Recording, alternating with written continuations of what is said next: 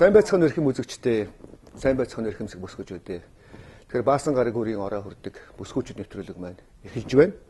Манай Одон Туяагийн Твиттерээр холбогдсон залуу бүсгүүчүүд оролцож байгаамаа. Тэгэхээр нэвтрүүлэг болгоныхаа төгсгөл би хэлдэг Твиттерээр, Фэйсбүүкээр бидэнтэй холбогдоорой гэж. Тэгээ одоо бол хамгийн арчилсан манай нэвтрүүлэг маань одоо холбогдоод бүсгүүчүүдэд оролцуулж байна.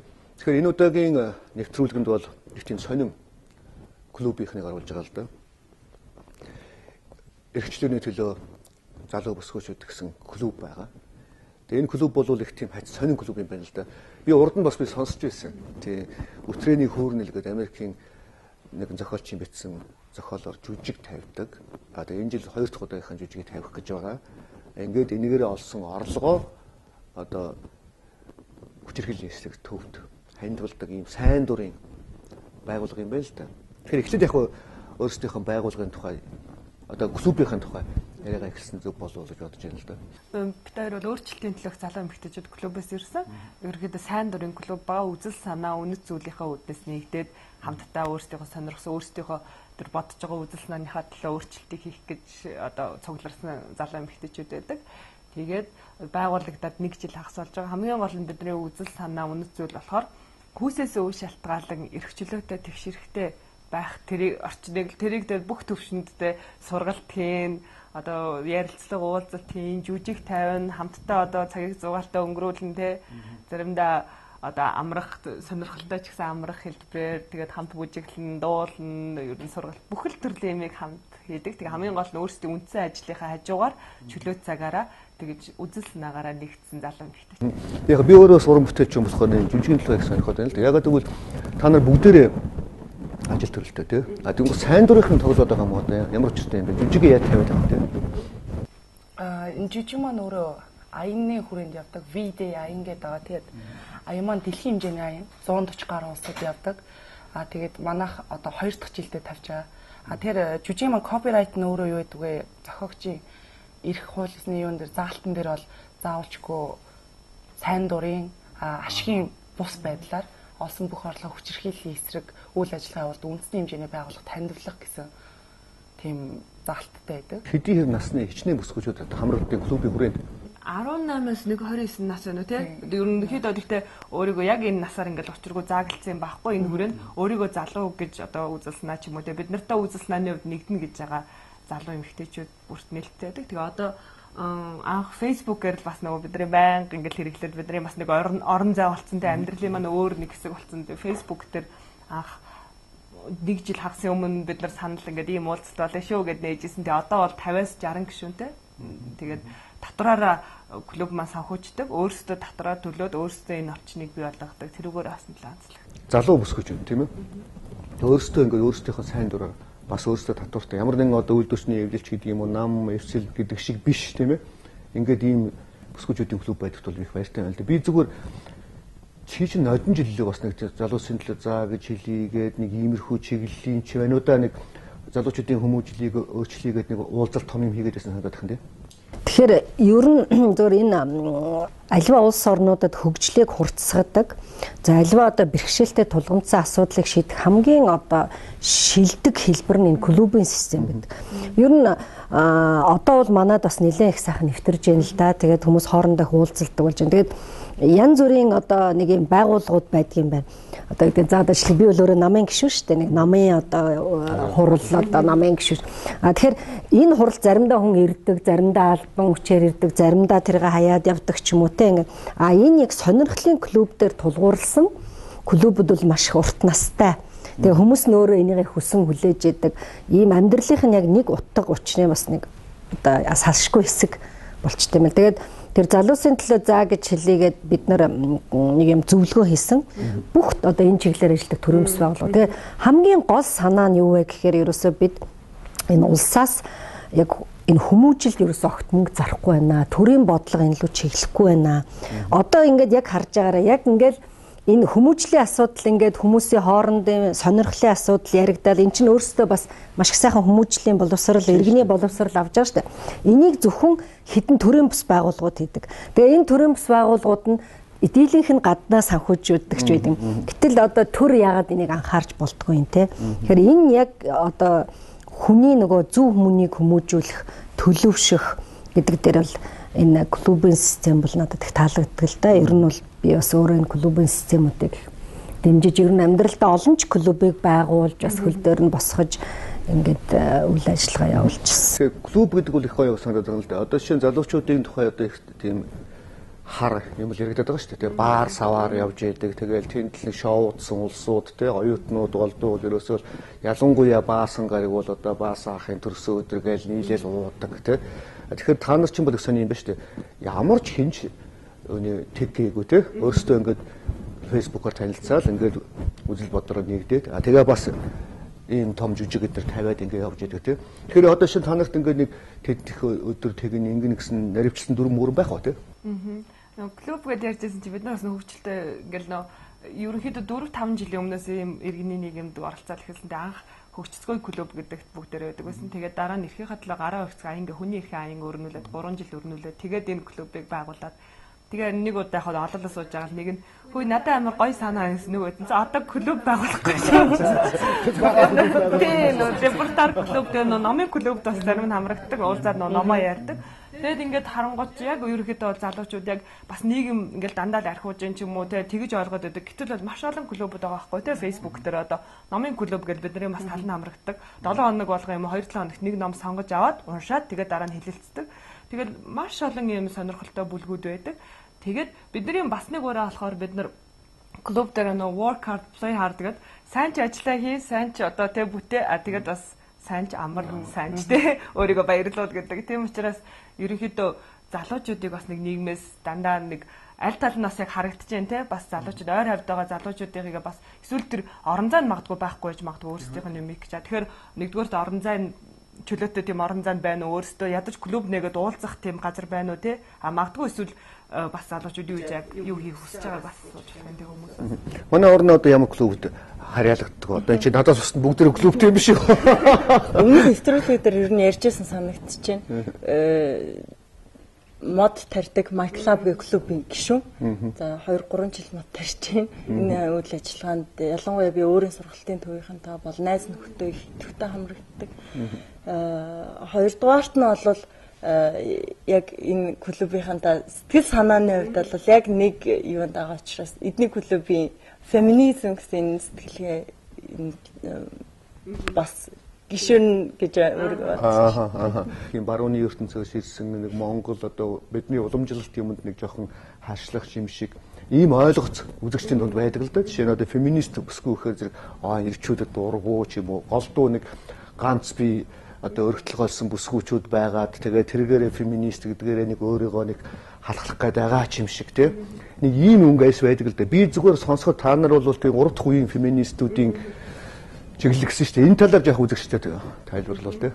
Феминизм бол анх гарахтаа мэдээж баруунд үсээд яг энэ үзэлснаа ингээ бичигдээ тэр үед бас түүхэнд буусныхоо хувьд бол баруунаас гаралтай гэж. Тэрнээс биш Монголд бас эргээд харуул феминизм гэж нэрлээгүү ч гэсэн эмэгтэйчүүдийн хийжсэн маш хүчтэй тэмцэл, хувьсгал те бодлого төлөөсөн маш гайхамшигтай зүйлсүүд байгаа. Тэгэхээр энэ бол бидний бас Монголын түүхэд феминизм гэж нэрлээгүү ч гэсэн тэр адилхан процесс явагдчихсан. Эмэгтэйчүүд маш чухал байр суурьтай байсан, үгээ хэлжсэн, өөрсдөө төлөө тэмцэжсэн ийм олон түүхэд байгаа.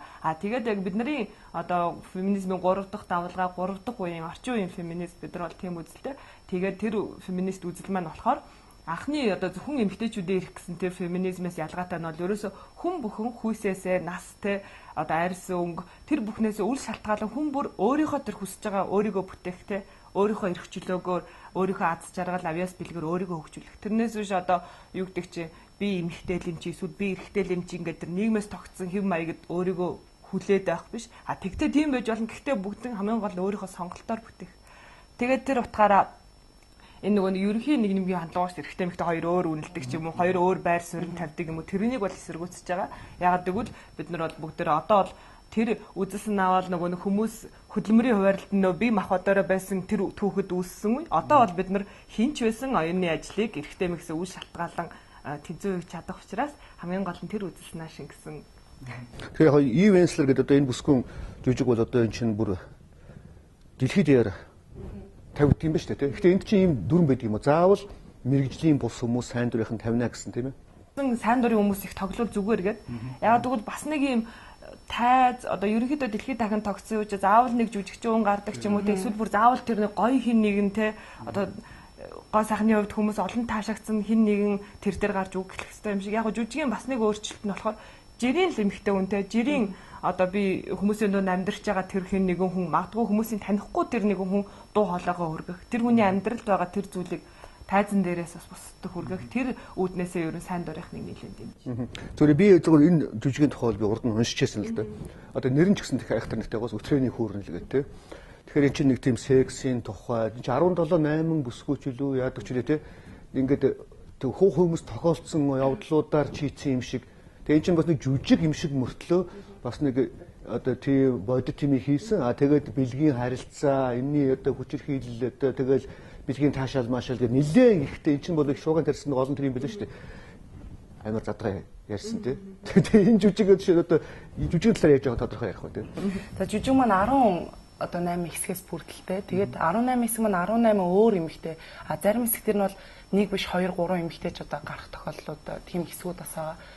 Тэгэхээр энэ дээр болохоор жүжигийн хэсгүүд болгон дээр хоёр хүүсийг зөвхөн бэлэг эрхтнээр ангилж ялгадаг шүү дээ. Тэгэхээр эмэгтэй хүүстэй холбоотой буюу өтрээтэй холбоотой эргэн тойронд байгаа эмэгтэй хүний амьдрал дээр байдаг бүх зүйлийг хөгжилтэй яажсэн маш олон өнгөнгийн төрхөөр гаргаж ирсэн. Тэгэд яг зүгээр л амьдрал дээр байгаа зүйлийг уран яруугаар эсвэл зүгээр л хин нэгэн ярьж байгаа байдлаар гэх мэтэр гэж гаргаж ирж тавьсан жүжиг байгаа. So нодон жилийн жүжиг тоглолтын дараагаар бол манайхан ер нь монголчууд яаж хэлсэн. Ягаад гэвэл би ягаад нэг асуугаад нөхөр одоо энд чинь бол тийм их тийм одоо баргийн эфирт хэлж болох уу юу гэж бодохоор амар байна л да. Яг үндэ бол тий.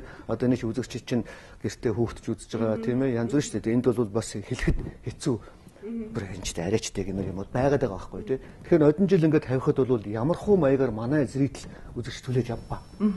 Тэг хамгийн дөрөв нэг жүжигээ аль биесны эрхийг аваад монгол хэл дээр яаж орчуулах уу гэдэг нэрийг яаж орчуулах уу гэдэг үг гарч ирсэн. Тэгэл яаж нэрлэх үү гэл тэгэл бид нар үтрээ гэд үтрээний хүүрнэл гэл жүжигийнхаа нэрийг хэлэнгууд тхих хүмүүс пап яасан муухай юм бэ заваа юм бэ те. Гэтэл нөө зүрхний хилэн гэд ном байдаг. Илэгний эм гэл хошин шог байх жишээдтэй. Гэтэл бидний нэг л эрхтэн байгаа байхгүй юу? Тэр зам маш чухал эрхтэнтэй бид нар тэрүүгээр дамжихгүй хорвоод ирэхгүй те. Бидний бас бэлгийн таашаал маш олон зүйлийн таашаал авдаг нэг хэсэг. Гэтэл эмэгтэй үнийг тэрүүгээр нь ихэнхдээ доромжилдаг ч юм уу эсвэл тэрийг муухай зүйл гэж үздэг ч юм уу энэ хандлага бол хамгийн түрүүнд нэр бол тэрийг бас огт өөрөөр эргүүлсэн. Тэгэнгუთ үнэхээр л сайхан зүйл байгаа байхгүй юу? Тэг бид нар хайрлах ёстой биеийнхаа нэг хэсгийг тэгээд бас анх ингээл ийм жүжиг тоглох гэж байгаа гэж санаагаа ярихад бас хүмүүс монгол хүмүүс арай болоогүй энийг хүлээж авах болоогүй ч гэдэг юм уу те. Би ойлгож байна. Гэхдээ арай болоогүй гэх хандлага.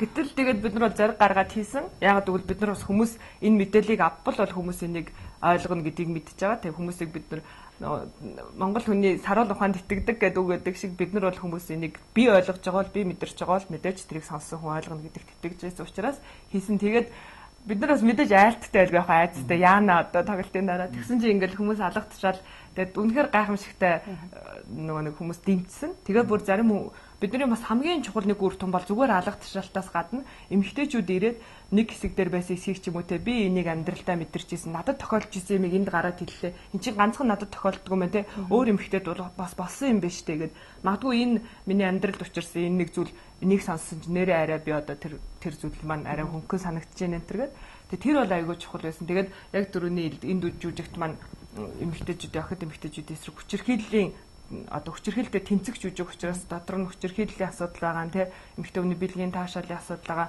хүүхэд төрүүлэхийг ингээд ярьж байгаа байхгүй хүүхэд төрүүлэх гэдэг энэ зүйл чи ямар юм бэ гэдгийг төрөлтийн талаар ярьж байгаа. Тэгээ нэлээд хүмүүс бол маш гайхамшигтай эхэндээ бол бас шок юм байдалд орсон л та. Гэхдээ ирээд бол үзэл энэ жүжигийг яг би интернетээр мэдсэн байхгүй айгүй их тухайн үед шуугаан тарьсан. Тэгээ хүмүүс энэ их одоо жүжигийг үзэх хэрэгтэй гэдэг. Тэгээд үзэх гэсэн чинь билет нь одоолдог байхгүй.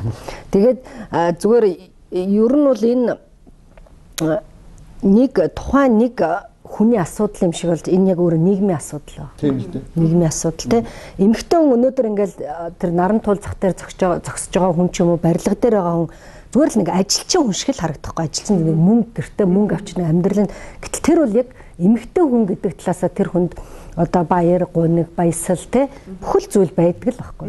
А тэрийг хүмүүс хэдий ч нэх ойлгох тусмаа одоо тэр хүнийг дэмжин туслана те.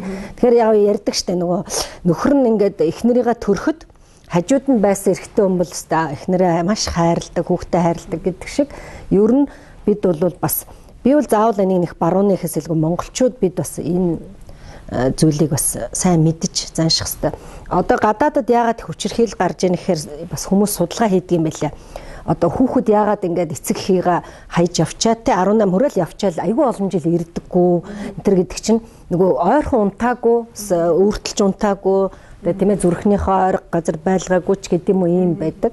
Тэгэхээр ер нь бол тэр гадаадад ингээл нэг өрөөнд жоохон хөвгтэй те гэрлийн унтраагаал харанхууд ингээд би бол тэрийг ойлгодоггүй байхгүй юу. Тий. Тэгэхээр тэрнээс үүдээд хүүхэд шүн айдаг, янз бүрийн юм харагддаг нүдэнд нь тэгээд хүүхэд бас том болсон хойно янз бүрийн одоо тийм гаж одоо хүмүүстэй гаж хүмүүжил одоо хүнийг одоо юу гэвэл маниак гэж ярьдаг шүү дээ. Маниак ийм алуурт энэ төр гардаг гэж ярьдаг шүү дээ. Тэгэхээр бид нар энэ амьдралыг хэдий ч нэх ойлгонтой эмэгтэйчний асуудлыг яа эн чинь ерөөсөө Монголд бүгд тохиолдож л байгаа байхгүй. Тэгээс өнөөдөр би тичнээ гойж гоодоод ингээд хүүхнүүдэд сайхан харуулах га тэгшэрхтэй гэсэн ч гэсэн тэр эмэгтэй асар их зовлон үзчихэл байгаа байхгүй эмэгтэй өнөөхөө. Тэгэхээр яг урлаг үзүүлдэг шинжлэх ухааны нотолтой гэдэг өгдөө шүү дээ. Тэгэхээр энэ бол сонин санагдаад байгаа нь сонин санагдаад байгаа юм л да. Яагаад гэвэл те яг одоо нүтрээний хөөрнөл гэдэг яг ийм чиглэлийн одоо эн чинь гол нь бэлгийн үйл явдлын тухай байгаа шүү дээ тий. Энийг жүжиг болгоод тавьчихсан тий. Тэгээ 18 өөр хүн бас ингээд тэрийг ярьдаг тий. Тэгэхээр одоо зүгээр ингээд анзаарч яхад бид ч яхад 70 жил ингээд коммунист нийгэмд амьдарсан болооч тэр үегээд нэг ер нь сексийн талаар тий бэлгийн хүмүүжлийн талаар ерөөс мартцсан юм биш үү? 10 жил дэрэн заадаг ч юм уу, гүү ч юм уу тий. За би одоо өөрөө том насанд төрсэн хүүхэдтэй тий. Тэгэхээр би хүүхэдтэй юу гэх юм бэ? Найз охинтой очингууд нь за ингэдийн шүү, ингэж секс хийдин шүү гэдэг одоо би ярилтай байж биш тий. Тэгээ нэг ийм юм байгаа байхгүй. Энийг ярьдаг хилдэг газар ерөөсөй байхгүй тий. Тэгээ ийм үед л энэ хүнд их хөрх нь их зүгээр юм уу гэсэн л бодол байгаад байна л. Ер нь одоо чи ч бодож байгаа байх л та. Одоо чинь бэлгийн хүмүүжлийн талаар залуучууд одоо хаанаас мэдж явах хэвээр сексийн талаар тий. Хэн ч ярьдаггүй шнэ чи тий. Санал нийлж байна тантай. Тэгээд 10 жилийн боловсролын хүрээнд бол жишээлбэл эрүүл ахуйн хичээл ордог тий. Гэхдээ тэнд бол цухсан ороод хоёр хүүсийн талаар цухсан ороод ялгааг нь жоохон тайлбарлал өнгөрдөг болохоос эмхтэй хүн гэдэг чи ямар ариун нандан байх хэвээр юм тий. Тэр эргэтэн эрхнэр нахвалал ингээл яриад яадаг баг тий. Тэгэд 3 сарын 7-нд би найзуудтай цуглаад тэгээд ширээ тойроод ингээ 20 хоол идэ сууж яхад дандаа хүүхнүүдээсэн л та. Тэгээд зөвхөн одоо юу гэдэг нөхөрт гараагүй эмхтэй биш тий. Айл эдийн айл гэр бүлийн эхнэр болсон хүүхэдтэй тэр гэдэг юм янз бүрийн хүүхнүүд суужсэн. Тэгээд бид ингээд ярилцж байхад яг 3 сарын 8-тай холбогдуулаад за маргааш бол эрхээ хамгаалдаг өдөр тий. Тэгээд хүүхнүүдийг харж байхад бол яг зүгээр бөөнөрөө ингээл баярлцсан гэх чи тийм эсвэл нэг улаанаар уруулаа бодох тэдэд л эрхээ хамгаалж ин илэрхийлж ин гэж ойлгоход таам шиг байна. Тэгээ өнгөц харахад гэхдээ бид хэд юу ярьсан бэ гэхээр гэр бүлийн хүрээнд одоо хүчирхийлэл юм юу гараад байна тий. Үүнээс гадна нийгэмд нэмэгтэй хүний эрх яаж зөрчигдөд байна тий. Энийг яаж хамгаалах вэ? Яг яаж зөрчигдөд байгаа юм бэ? Яг яаж гэдэг айгуу чухал байсан байхгүй бид нарт. Тэрнээс нөхөр тэгж гин эмэгтэй хүн тийм хүнд хүчээр ажил эрхэлж гин цалин хөлс нь үнэлэхгүй байна гэдэгтэй биш бид нар харцсангуй бас арчлан нийгэмд амьдраад 20 гаруй жил болж гин тий. Тэгэхээр одоо үед эмэгтэй хүн тодорхой хэмжээнд хөдөлмөрлөх эрх нь байна. Тодорхой хэмжээнд цалин хөлс үнэлүүлж гин тий. Боловсрох эрхтэй байна тий. Ялгаахгүй эрхтэй хүмүүстэй адил дээрээс нь гэр бүлээ төлөвлөх тэр одоо эрхэн тэр эмэгтэйнд байгаа хгүй хэдэн наснда хүүхэд гарах уу тий. Одоо гих мэдчлэн иймэрхүү эрхүүд нь basic одоо үндсэн эрхүүд байгаа боловч яг нийгэмд Монгол эмэгтэй эрх нь яаж зөрчигдөд байгаа юм гэдэг юм асуулт гарч ирсэн байхгүй. Энэ дээр та бүхэн юу гэж бодож байна? Одоо шин таанд юу юм бэ? Төрөний нөгөө нэг асуулттай холбоотой гэхэд нөгөө нэг бэлгийн боловсрал гэдэг гэсэн шүү дээ тий. Тэгээд энэ жүжиг бол бас аюул чухал. Тэгээд энэ жүжигийн нөгөө нэг охид эмэгтэйчүүдийн эсрэг хүчирхийллийн одоо хүчирхийлэлтэд тэмцэх ингээд 80 сая доллар дэлхийд даяар босгохоос гадна маш олон эмэгтэйг анх удаа амьдралдаа бас бэлгийн таашаал авч үзэхэд мэдээлсэн байгаа байхгүй. Гэтэл нөө яг ингээд харангууд манай боловсрал ч гэсэн бид нар шуудхан хэлэхэд ер нь бол сексийг бол байгалаараа л хийж байгаа байхгүй баг. Тэрнээс биш яг ингээд тий яг үнэ амтныхаа зөнгөөр тий. Гэтэл нөө бэлгийн боловсрал гэдэг юм айгүй дутмаг. Тэрнээсээ болоод өсвөр насны хүүхдүүд дандаа хоорондоо л мэдээлэл солилцдог. Тэр мэдээлэл нь дандаа буруу байдаг. Тэгээд яг ингээд бодтой тийм мэдээллийг уулын ном нь бас харьцангуй гайгүй ирнэ багш нь ичдэг ч юм уу те эсвэл хүүхдүүд тэр үедээ ингээд инээлдээд өнгөрдөг ч юм уу. Гэтэл ямар чухал вэ? Насанд нь тохирсон тэр боловсрал үнэхээр чухал байгаа. А тэгээ нөө эмэгтэйчүүд гээд тэгээд яг бас эмэгтэйчүүдийн ирэх гээд ярангууд эмэгтэйчүүд гээд бас нэг ерөнхий бүгдээрээ бас нэг хүн биш байгаа те бүгдээрээ онцлогтой насны хувьд нийгмийн байр суурийн хувьд тэгээд яг бидний хувьд болохоор яг залуу эмэгтэйчүүд гэдгийн хувьд бас илүү ярьдаг хоорондоо. Тэгээд эмэгтэйчүүдийн хувьд ерөнхий нэг асуудал байгаа ч гэсэн залуу эмэгтэйчүүдийн хувьд маш олон асуудлууд байдаг.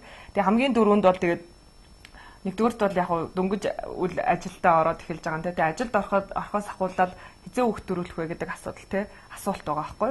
Тэгээ нэг хүүхд төрүүлэх гэдэг бол тэр ажил олгогчийн хувьд одоо юу гэдэг чинь те энэ хүү ингээд одоо хэдэн жил алга болчих юм байна ч гэж үздэг юм уу те. Тэгээд хүүхд төрүүлэх гэдэг бол эмэгтэй хүнтэй маш нарийн холбоотой юм болоо явчих байгаа байхгүй юу юм дээр байр суурь олох. Тэгээд яг сонирхолтой юм хэлэхэд нэг эмэгтэйчүүдийн эрх чөлөөний хувьсгал бас хамгийн том гарсан нэг зүйл нь жирэмснээс хамгаалах хэрэгсэл байсан гэдэг. Тэр бас айгүй чухал санагдав. Тэгээд бас өдөр тутамд одоо юу гэдэг чинь залуу эмэгтэй бол нэгдүгээр чи за хамгийн ерөнхийдөө нийгэмд бол гүйцэтгэгч гэж харж байгаа, туслагч гэж харж байгаа. Хоёрдугаар чи ажиллаа хийхээсээ гадна бас айгүй хөөрхөн бах хэрэгтэй те. Хэрвээ чи нүрэ бодохгүй ингээд явчихвэл одоо ажиллах чи юу гэж хэлэх юм дөө чи ядарсан юм өвдөө юу те. Эсвэл одоо ингээд тэр үнэлэмжээс ахуулаад эрэгтэй хүнээс бол маш олон илүү ачаа үрж байгаа байхгүй. Тэгээд дээр нь ажлын байрны төрөл бүрийн бэлгийн юм уу яван зүрийн дарамтууд те. Эсвэл ингээд жоохон 25-аас дээш гараад ирвэл байнгын хамаатай саднаас гэр бүлийн тухай асуудаг те. Одоо хүнтэй суух болж гинүү те. Хүнтэй суугаад нэг 2-3 жил болсон бол хэзээ хүүхд гаргах уу гэд.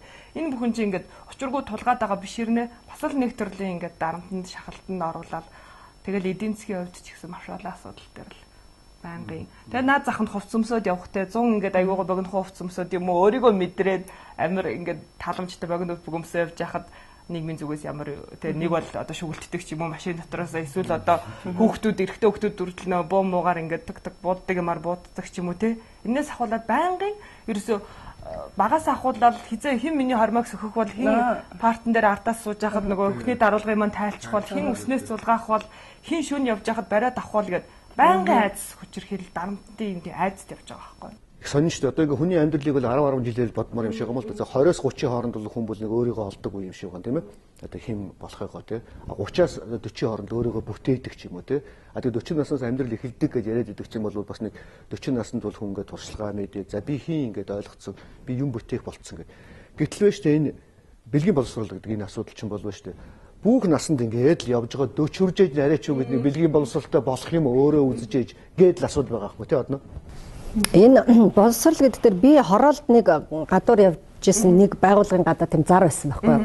Одоо тэдэн сарын тэдний өдөр сайн аавын сургалттай, сайн ээжийн сургалттай гэдэг. Тэгэхээр хэрэг дурлаад яваад орсон чинь тэр Евангелийн сүм гэж байд юм байна. Тэднийх нь тийм сургалт гэдэг юм байна. Тэгээд дарга нь асуулаа ямар хичээл заадیں гэсэн чинь үгүй одоо бүх хүн хуульч болох албагүй, бүх хүн эдийн засгч бүгд сайн аав болох ёстой, сайн ээж байх. Монгол нэг гэр бүлийн сайн сайхны нийгэмлэг гэдээ байдаг. Тэднийх өөр хангаад нэг нөхөн өрчхөн гоо эмнэлэг нээгээд би очсон нээлтэнд. Тэгэхэд тэнд нэг таалагдсан юм гэхээр сайн дурын бахан нутгийн ингээд залуучуудыг элсүүлчихдээ байна. Тэгээ тэр залуучуудаа сургалт хийгээд одоо яг нөхөн өрчхөө бэлгийн одоо арцны боловсрал эзэмшүүлээд тэр хүүхдүүд нь нөгөө өөрсдийнхөө орон нутгийн хүүхдүүдэд тэрийг ярихлаар илүү хүүхдүүд амархан ойлгод юм байл да. Нэг багш ирээл том хүн ирээл зааснаас зүгээр тэр хүүхдүүд дундаа тий гол одоо санаа бол янз бүрийн одоо ирээдүйн нөгөө бэлгийн халдварсан өвчнөөс сэргийлэхтэй доохоос сэргийлэх тийм одоо яаж гэр бүл төлөвлөлт энэ төр дээр бол маш их тийм гоё зөвлөгөө өгдөг. Тэр эмнэлэг нь өөрөө бүр яг олон улсын стандартад нийцсэн. Тэгээд ийм тусламжийн утас ажиллаулдаг юм байна. Тэгээд тэр хүүхдүүд өдөр жижүүрлээд тэгээд нэг хүүхэд ингээ ярихаар хүүхэд нь хариулахлаар айгүй ойлгодог. Тэгэхээр бол энэ эмнэлгийг бол барихад бас л гадаадын донор мөнгө өгсөн байгаа. Тэгэхээр ингээд дандаа л нэг гадны хүмүүсээр л ингээд бид хүмүүжлээ хийлгээд байгаа байхгүй. Төр яагаад ингээд тий анхаарад нэхэд нийслэлт ч гэсэн одоо би сууж яа ерөөсө юу ч нийслэлийн иргэдэд тэр боловсрал дээр нэг төрөгч байхгүй. Ясвар мөнгө байхгүй одоо тэгэл Төрөн тэр утсаар ярьж штэ тий. Ийм ч юм бол одоо гадны оронд ч бүр жир юм биш үү тий. Одоо жишээ 1950 гээл одоо нэг бид нар лавлах байдаг штэ тий. Тэр лавлахтай л адилхан одоо ингээд өөрийнхөө миний одоо хувийн асуудлаар тий. Ялангуяа тий бэлгийн хүмүүжлийн асуудлаар би ингээд юм аа би одоо насандаа бол дур ханж үзээгүй энийг яах вэ ийх вэ гэд яг ийм байна л да энэ чинь эмзэг сэдв болохоор хүн ингээд тэрийг ярих гээл эмчтэр очоод тий. Очоод ингээд очоор зогсох юм хэцүү. Тийм болохоор зэрэг утсаар ингээд асуучдаг. А тэр утас нь яг одоо нөгөө төлбөртэй утастай. Тэгээд нөгөө цааталт нь яг мэрэгжлийн одоо сексологчд ч юм уу эсвэл психиатрууд ч юм уу яг мэрэгжлийн хүмүүс байж байгаа юм байл л да. Тэгээ хариулцдаг тий. Ийм шин танай клубын хэмжээнд цаашаа явах мох болцоо байдаг юм уу? Ягаад гэвэл ийм манай дуулдаггүй шүү дээ. Тий, ерөнхийдөө бас тийм юм бид нар ч их сайгүй дутагддаг тий. Бид нар ч гэсэн нэр бие биенээсээ асуухаар бүгдээрээ мэдэхгүй тийм юм уу тий. Тэг ингээд хоорондоо ярилцсангууд асуудлууд байгаа байхгүй юу? Асуудал огт байхгүй ингээд бид нар ингээд бэлгийн боловсролын асуудал төр ч юм уу ингээд асуудал байхгүй бүх юм гоё биш байгаа. Мэдээж ярангууд хүн болгонд янз бүрийн асуудалгүй ч юм аа. Гэтэл ерөөсөө ийм хэрэгцээ байгаа хэрнээ бэлгийн боловсрал дээр ч яг сэтгэл зүйн эрүүл мэнд ч гэсэн бид нар нөө ингээд бие махбодын эрүүл мэндэ бодоод байгаа болохоос яг сэтгэл зүйчдэр очиод доторгоо тайлбар бид нарт амар их сэтгэл зүйн эрүүл мэнд нь бол ер нь унтсан явж байгаа байхгүй. Цөөхөн сэтгэл зүйч байдаг. Тэд гэхдээ хүн болгон хүрэх хэмжээний одоо санхүүг өндөр үнэтэй. Тийм учраас тэд нар дээр ер нь нэлээд их юмд хийх юмнууд байгаа. Тэгээ бид нар бол яг одоохондоо одоо тийм төлөөсөн юм алга. Гэхдээ ямар ч байсан нөгөө түрүүнсээ одноо хичээлж чинь тэр энэ нэг манай нөө жүжигийн бас нэг онцлог нь бид нар нөө их их байгууллагууд гаднаас донороос ингээд мөнгө авч ямар нэг үйл ажиллагаа хийдэг бол энэ бас Монголд анхны туршилт болж байгаа одоо манай клуб мөнгө босгоод хүчирхийллийн эсрэг үндэсний төвд өөрөө өгнө гэдэг чинь дотоодоос мөнгө босгоод дотоодын байгууллагатай өгөөд дээр нь хүмүүс ч гэсэн авж байгааха цалингаасаа тий 10% ч юм уу 20% ч энэ нийгмээ сайхан болгохын төлөө ямар нэг юм зарцуулах тий 20,000 ч 20,000 гэхгүй тэр очиод тоглолтыг үзээд 15,000-ыг өгч байгаа ч гэсэн энэ бол нөгөө хин нэгэнд нийгмийг өөрчлөхөд тусалж байгаа учраас нөгөө тийм соёлыг бас аль болох эрүүлэх зорилготой байгаа. Нодон жилийнхаар одоо хэдийн хэмжээний орлого болоод хэдийн хийж ханд өссөн? 6 сая 180,580 төгрөгийн нийт орлого олсон. Тэгээд үүнээсээ 90% нь хүчирхийлэл хийсэн үндэсний төв. Тэгээд 10% нь бол тухайн жилийн урилгаараа BD-ийнхаа урилгаар аль нэг улсад бүс нутгийн эмэгтэйчүүд танилцуултын тэгээд Гайти улс руу энэ жил бас 10% нь Гайти улс руу. Тэгээд бас трансгендер эмэгтэйчүүд буюу өөрийгөө эмэгтэй гэж мэдэрч байгаа хүмүүс манаас эмэгтэй хүмүүс. Тэд нарт бас манайх 1 сая төгрөг хандуулсан. Энэ жилийн төлөвлөгөө ямар байх вэ? Энэ жилийн манай төлөвлөгөө бол бид нар бол хүчирхийллийн эсрэг үндэсний төвдөө дахин хандуулна. Тэгээд өнгөрсөн жил бол бид нар нөгөө аюулгүй нөгөө байрны хамгаалалт тохиол хамгаалтанд зарцуулагдсан. Тий. Одоо энэ жил болохоор бид нар аюулгүй тээвэрт яг тэгэхээр тухайн нөгөө нэг хамгаалах байранд байгаа хүүхдүүд нь хичээлдээ явах, эсвэл шүүх хурал руу явах замд нь халдлага өртөх гэх мэт ийм зүйлүүд их тохиолддог. Тэгэхээр тэнд хамгаалах аюулгүй тээвэр хэрэгтэй байгаа. Тэгээд бас наривчлыг хэлж болох бас энэ жил бол тоглоно шүү дээ тий. Энэ жил тоглоход нь л үзье. Одоо хэзээ тоглох гэдэг вэ? 3 дугаар сарын 31-нд 4 дугаар сарын 1-нд. Одоо энэ чигээс 10 хоног гэдэг. Тий 10 хоног. Тэгээд тий маш их сэтгэл догтлоод бэлдээ. Тэр хүмүүсийн хувь нэмэр гэдэг чинь их гоё тий. Одоо хүн тэр билетийг авснаар бас тэр хүчирхийлэл эсрэг төвд. Тэр би Солонгост очиод нэг Солонгосын бас одоо хүчирхийллийн төв юм да энэ байгууллагатай ингээ харьцаа тогтоогоод манай Иргэн та баялаг сан гэдэг одоо бид харилцаа тогтоогоод судалж ирсэн. Тэгээд ирээд тэр байгууллагыг бас нэлээд сурталчилсан. Ягаад тэгэхээр тэр байгууллага бол Солонгост амьдардаг гадаад эмэгтэйчүүд эрхийг хамгаалах төв. Тэгэхээр өөрөөр хэлбэл манай Монгол эмэгтэйчүүд одоо ингээд маш ихээр ингээд хүчирхийлд өртөөд хаашаа хандхаа мэддэггүй. Паспортын нөхөр нь хураагаад авчдаг. Тэгээд очиод нөгөө эмэгтэйч хэл ус мэдэхгүй зарим. Тэгэхээр хаашаа хандхаа мэддэггүй учраас тийм шууд 24 цагийн ажиллагаатай утсууд байж идэг. Тэгэл ингээд монгол хүн ярингуут монгол орчуулагчтай ярингуут монгол орчуулагч тэнд сууж байгаа. Тэгээ тэр хүнийг бас яг одоо аюулгүй хэлбэрээр тэнд авчрах те таксинд одоо яг тэнд гэж хэлэхэд таксинууд нь бүгд тэр байрыг мэддэг. Тэгээд таксинд суугаад тэр хүн тэр байран дээрээ л бол бүх хамгаалтанд орчиж байгаа. Тэгээд тэнд нь бол одоо байр, тэгээд эмч тийм ээ. Тэгээд бүр одоо хуульчтай, сэтгэл зүйч. Тэгээд тэр хүн одоо паспортгүй бол паспортыг нь одоо тийм ээ олгож өгөх. Ингээд энэ үйлчлэгээ. Тэгээд хамгийн гол нь тэр нь зөвхөн гадны байгууллагаар санхүүжих биш. Солонгосын гэр бүлийн яамны 100% санхүүжилтээр байгаа хгүй. Тэр Солонгосын гэр бүлийн яам тэр хүчирхийллийн төв зөвхөн өөрийнхөө эмэгтэйчүүд анхаарал зогсоогүй бас гадаадын эмэгтэйчүүд эрхийг хамгаалж байгаа байхгүй. Манай хүчирхийллийн эсрэг төв ер нь ямар хөө байдалтай байдаг юм. Манай хүчирхийллийн эсрэг үндэсний төвч одоо 15 жил болж байгаа юм байна. Тэгээд орон нутгуудад бас хамгаалах байртай. Тэгээд улсаас яг гэрээлээд бага хэмжээний мөнгө өгдөг. Гэхдээ жилд 20 сая төгрөг өгдөг. Тэр нь одоо орон нутгийн бүх байрнуудад хоол, унд, тог ажилтан гэж хүрэлцдэг. Тэгээд ерөнхийдөө бас гадаадын тусламжаар бас ерөнхийдөө санхүүжээд явдаг. Тэгээд яг тэгээд сайн жишээнүүд гарч ирж байна л да. Тэгэл манай найзууд жишээ ч юм уу те энэ жүжиг явсны дараа ч юм уу надад нэг хүүхдүүдийн тоглоом байгаа, надад хувцас байгаа гэд хүчирхийллийн эсрэг үндэсний төвд өгөх ч юм уу. Зарим тохиолдолд нөхрөн зодсон тохиолдолд өвөл гэрийнхээ хувцастаа гараад гүйгч тохиолдол гардаг учраас тэнд бол янз бүрийн бүх зүйл хэрэгтэй байдаг.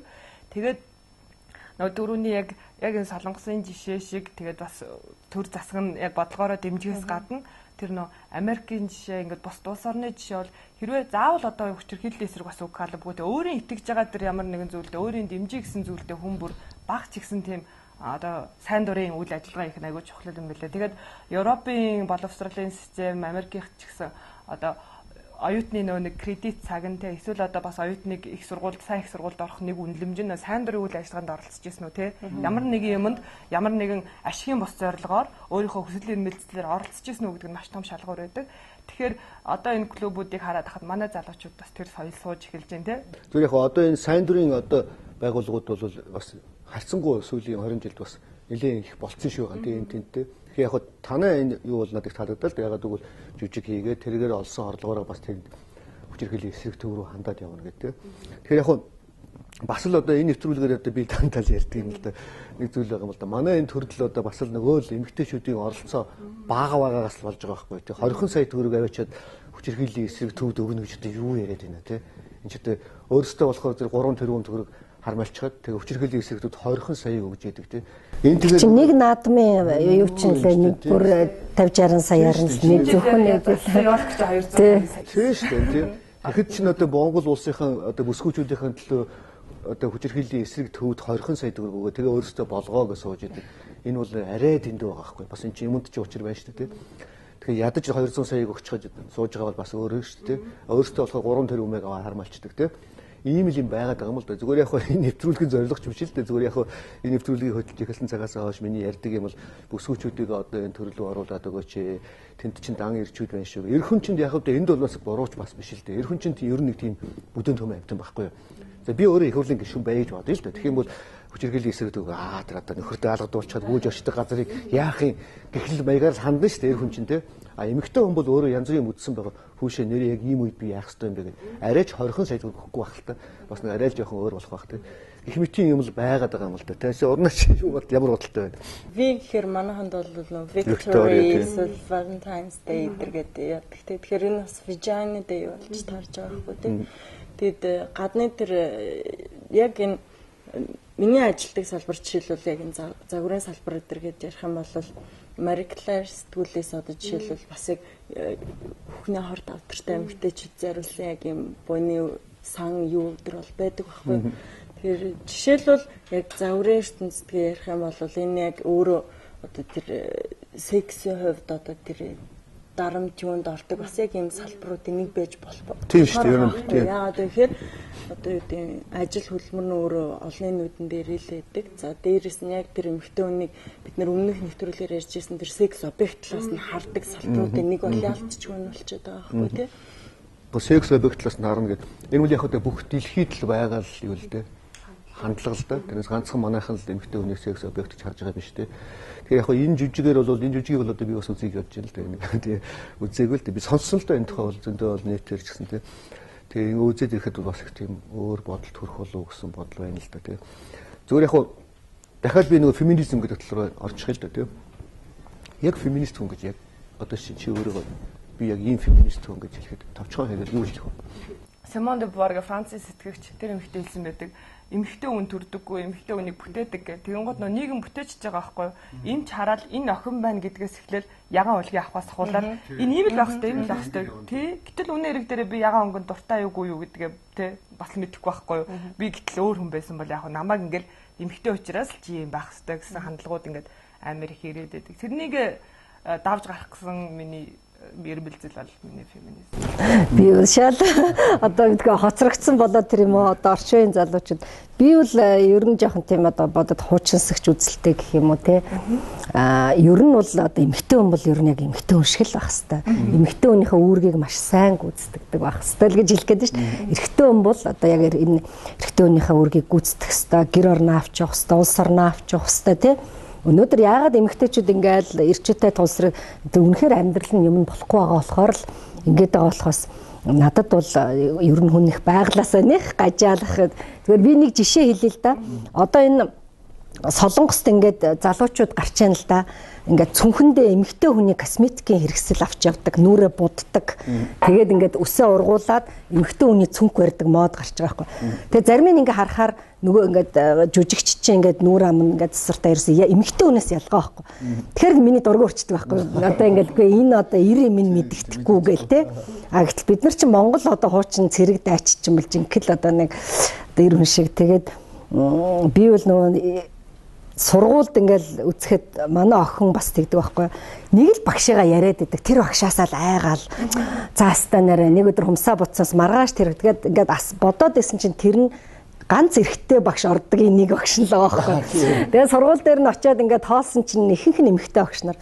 Тэгэхээр нөгөө бидний үеийн хүмүүжлээс одоо үеийн хүмүүжилд оройтод байна гэдэг байгаа чинь би бас энтэй холбоотой үздэг байхгүй. Ер нь ингээд эрэгтэй багш нар байгаад бид нар чинь бас тэр харцнаас найдаг, жоохон ингээд чангууг дуурчин тий. Тэгээд эрэгтэй хүүхдүүдийг бол бас одоо нэлээ юутай хүмүүжүүлдэг ч гэдэг юм. Тэгэхээр нөгөө хитрхийн энэ нөгөө сонголт өгөөд эрхчлөөг нь өчгөр нөгөө чанарын юм надад байхгүй юм шиг л нэг санагдаад идэг байхгүй юу тий. Одоо ингээл би хүүхд гарахгүй гэл ингээд хэлчихвэл одоо яах болж гэн тий. Нэг тийм зөв мэдгүй одоо би хуучинсаг үзэлтэйж магадгүй уучлаарай тий. Тэгээ бид төр хоёлаа ингээд хитгэвтэй твиттерчтэй байхгүй. Тэгээ твиттер бол бас ингээл үе үеийн бас ялгаа гардгийн хүмүүсийн үзэл бодлоо ингээд тэрийг бол би бол хүнддэг чинь л да. Тэгтээ зөвөр яг хүн бүхэл өөрөө хараад одоо энэ твиттер фейсбુક үүсэн сошиалыг тийм сонин тийм холбоос бий болчиход байгаа юм шүү дээ. Би бол нэлээ хэдэн жилийн өмнө шинэ барууны оронд амьдарч яхад боддог байхгүй. Хүүхэд нь ингээ өрөөндөө түгж алга болчихдог. Энэ танай хүүхэд одоо энэ юу хийгээд байгаа юм бэ? Бүү мэд те. Тэгээд гарч ид нэг хоол ичих залга болчихдог те. Тэсэн чинь хөрх ингээл нөгөө твиттерээр л одоо иймэрхүү юмар харьцаад байдаг гэсэн юм бэл. Энэ ингээ гаднаас нь харахад ингээ нэг юм ухаа суугаад байгаа юм шиг мөлөж ингээ дэлхийдээ бүгдээ холбогддог те. Жишээ нь одоо энэ удаад ихэд нэвтрүүлгийн зочин өөрөө ингээ одногийн твиттерээр дамжиж ороод ирэх чинь те. Энэ бас их залуучууд сүүлийн үед их нөлөөлж явах шиг байна тийм ээ. Тэгээд ойролцоо бодолтой хүмүүс нэг бүлэг блок болдог тийм клуб болдог гэх юм тийм. Гэтэ бас нэг юм бодож байна л дээ. Танад ингээд 50 60 гаруй бүсгүүчүүд залуу бүсгүүчүүд байдаг гэж тийм. Тэгэхээр өөрийнхөө амьдралыг болгоцсон хүмүүс л ингээд зав гаргаад бас тэгээд тэрнээсээ бас илүүчлээд өөрийнхөө цаг гэдэг чинь бас өөрөө мөнгө шүү дээ тийм. Ингээд яваад байдаг л баах гэж би бодож байна л дээ. Тэрнээс ингээд өөрөө 3 4 хүүхэдтэй тэр гэр орон хэцүү байгаа хүүхэн болвол танад очиод нийлэх нь хаашаал бол тийм. Тэгэхээр ямар хэмжээний маягийн хүмүүс байгаад зогсож байгаа хүмүүс. Янз бүрийн мэрэгчлээ, янз бүрийн хүмүүс байна. Тэгтээ яг мэдээж бас амжиргааны түвшнөөс ч байд юм уу эсвэл ар гертнээгаа дарамтаас хамаарат тухайн хүмүүс бас цаг зав гарах нөхцөл нь одоо мэдээж өөр. Жишээлбэл би одоо маш хэцүү амьдралтай байвал клуб зарцуулах цаг бол надад байхгүй болчих واخ тий. Тэгээд манад ихвчлэн хуульчид ялантай. Тэгээд ерөнс салбар бүрийн хүмүүс л байгаа да. Тэгээд дундаж насны хүмүүс одоо залуу үеийнхэн ихвчлэн. Тэгээд ер нь эмэгтэйчүүд дундаж нэг карьерийнхаа одоо хөгж байгаа нэг хэсгийнхаа яг эхлэл хавьд нь явж байгаа. Тэгээ нөө дөрөв яг до фейсбүүкээр нэгдсэн гэдэгтэй бас фейсбүүкийг юм уу интернетийг байнгын хэрэглээнд оруулахаар бас нэг тий. Тэгтээ одоо бид нар бүх хүмүүсийг хамруулахыг үнэхээр хүсэж байна тий. Үнэхээр ханаас ч эмэгтэй залуу эмэгтэй ороод ирсэн бид нар цаашаа гэхгүй өгтөж аав. Тэгтээ нөгөө нөхцөл бололцоонд бидний нөх хүчин чадал нөөцөн л тэнд байгаа учраас тэгээ нөө түрүүн Twitter, Facebook гэл тий.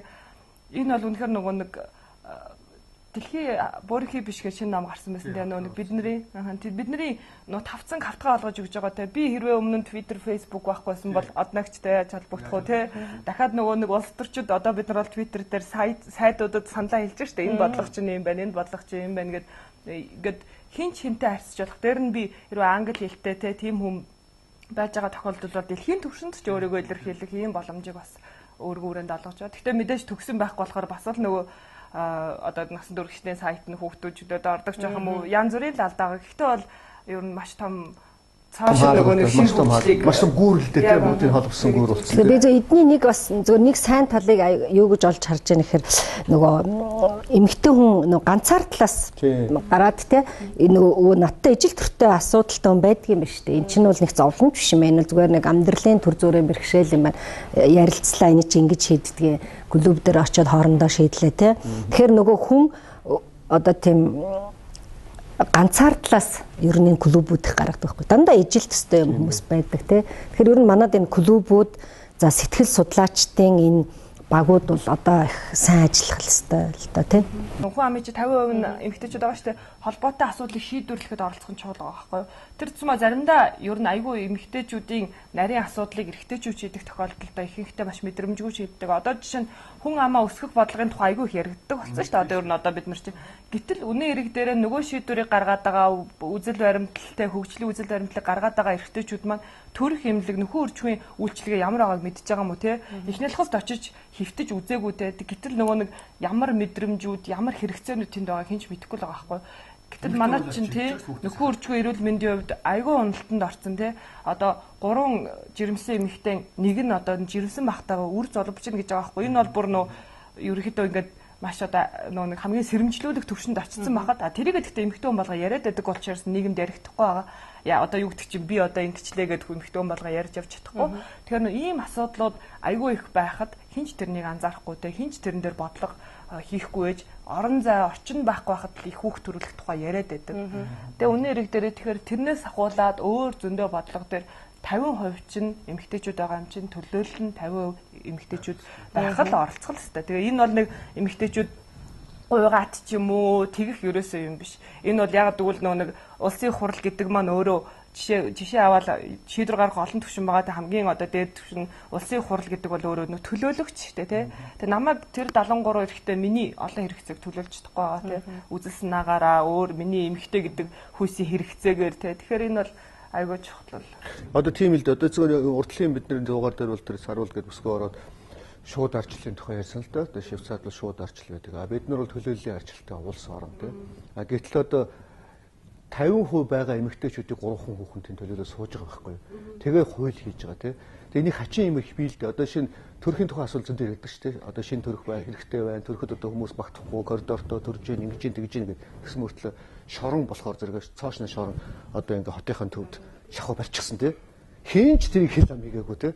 Зүгээр л улсаас мөнгө төр гаргаад аймар том шорон барьчихсан тийм. Тэгсэн мөртлөө нөгөө төрхөнд байдгүй.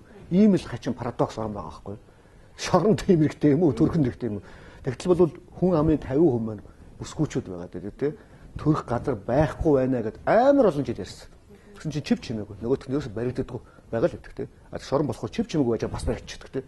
Ийм л хачин орон байгаад байгаа. Яг нодлон жингээл нэг сургууль байгуулъя гэж ярьсан шүү дээ. Хүмүүжлийн сургууль байгуулъя гэдэг яваад баах их хурлын гишүүд хал ёо ядна болтой чи юу хийх гээд байгаа юм бэ гэд тэгж байгаа байхгүй. Гэтэл наад хэдэ чи яаж наана ингээ хамруулах гээд байгаа яаж хаших гээд байгаа энэ олон залууч. Тэгсэн хэрнээ нөх хэрэг хийцнийхэн дараа өчнөө тэрүүн дөрөг заргаал тэр шин шоронгийн барайл тэнд аваачаад бүүн. Гэтэл тэрний чинь нэг 10% тэнцэх мөнгийг нааны гой сургууль бариад тий 7-7 хоногор тэр эрүүл мэндийн боловсролын төсвөр хатуужлын боловсролын ингээд олгоод ингэдэг бол өнөөдөр тэр хүн шал өөр л болох байхгүй. Тэр хэдэн хувийн тийшээ очих уу очихгүй гэдэг байгаа байхгүй. Тэгээ сая энэ улс төр их хурл гэдэг дээр нэг юм сонслоо. Энэ жүжигийг тэр зөвхөн одоо юу гэдгийг нэг өсвөр насны эмэгтэйчүүдийн дунд Европын парламентын одоо эмэгтэйчүүд нь энийг өөрсдөө тавиад яг энэ жүжигийг тэгээ парламентын ордондоо энэ жүжигийг тавьчихсан нэлээд шуугаан тарьсан гэж зүгээр л яг юунаас л уншиж мэдсэн л дээ. Тэгэхээр бид бол бас энэ эмэгтэй хүний амьдралтай өдөр тутмын амьдрал энэ бүх зүйлийг өнөөдөр ойлгож энэ асуудлын шийдэхийн төлөө явахгүйгээр хичнээн том одоо юу гэдгийг улс төр яриад те хичнээн том одоо хууль яриад нэмэргүй л байхгүй. Зүгээр залуу бүсгүүчүүд бүгдээрээ нэгдээ 50-60-аараа цуглаад клуб байгуулж байгаа. Тэгээ бас Америкийн нэртэй жүжигийн зохиолчийн жүжигийг тоглоод тэргээрээ олсон мөнгөөрөө хүчирхийллийн эсрэг төвд хандвалаад нөгөөх нь хөрхий 20 сая төгрөгийн төсөвтэй юм байна шүү дээ. Улсаас тийм ийм өрөөдмө. Тэгэхээр эдгээр бол 6 сая төгрөг өнгөрсөн онд олж өгсөн гэж энэ жил бас хэдийг ялах чинь тийм. Тэгэхээр энэ бүгдээс манай нэвтрүүлгийн зорилго маань одоо энэ нэвтрүүлгэд нэг том зорилго гэдээ байхгүй л дээ. Гэхдээ бүсгүүчүүд тандсан нэвтрүүлэг тийм ээ. Одоо манай бүсгүүчүүд урд нь орж ирсэн. Одоо энэ нэвтрүүлгийг хөтлж ирсэн цагаас хойш ч гэсэн би бүсгүүчүүдэд л хэрэгтэй юмыг л тийм бүсгүүчүүдэд хайртай болоод байгаа.